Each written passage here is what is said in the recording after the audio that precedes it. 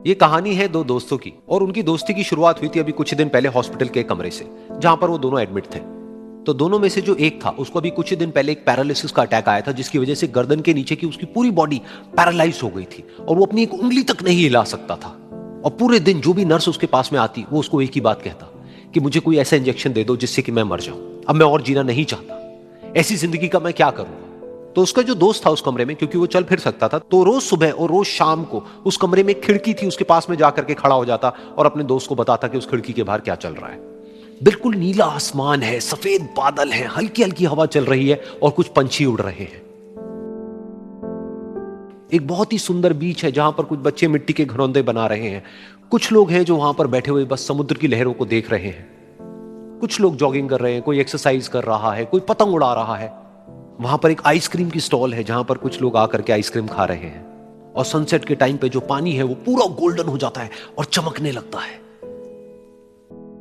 तो शुरू में तो जब उसने वो सब बताना शुरू किया तो उसके दोस्त के ऊपर ज्यादा असर नहीं हुआ, लेकिन धीरे धीरे उसके अंदर जीने की चाह जागने लगी। अब वो सुबह का इंतजार करने लगा कि जल्दी से सुबह हो और मेरा दोस्त मुझे बताए कि आज यहां पर क्या हो रहा है। कुछ दिन तक ऐसे ही चलता रहा। फिर एक दिन जब वो सुबह उठा तो उसने देखा कि सामने वाला बेड खाली है।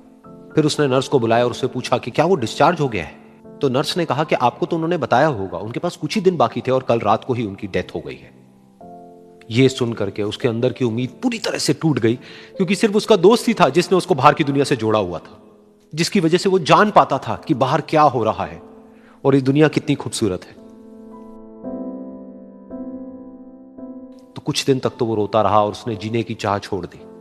लेकिन दूसरी ही तरफ से उसके अंदर कहीं ना कहीं एक नई चाह पैदा हुई कि काश मरने से पहले एक बार मैं खुद अपनी आंखों से देखूं इस खिड़की के बाहर कि दुनिया कैसी है। जैसे जैसे उसकी ये चाह बढ़ने लगी, उसको अपने अंदर एक अजीब सी एनर्जी महसूस होने लगी। और फिर एक दिन उसने अपनी पूरी ताकत लगा दी और किसी तरीके से वो बेड से नीचे गिरा और पकड़ पकड़ करके किसी तरह से उस खिड़की तक पहुंचा। फिर उस खिड़की को पकड़ करके वो खड़ा हुआ और खिड़की के बाहर देख लिया।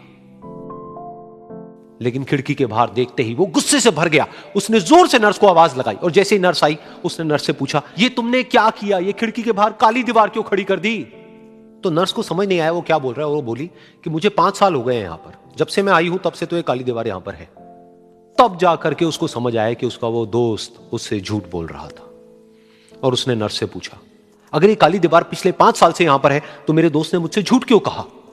तो नर्स थोड़ा सा मुस्कुराई और बोली कि मैं ये तो नहीं जानती कि उन्होंने आपसे झूठ क्यों कहा, लेकिन मैं इतना जरूर जानती हूं कि जो भी कुछ उन्होंने आपसे कहा उसी वजह से आप अभी अपने पैरों पर खड़े हैं।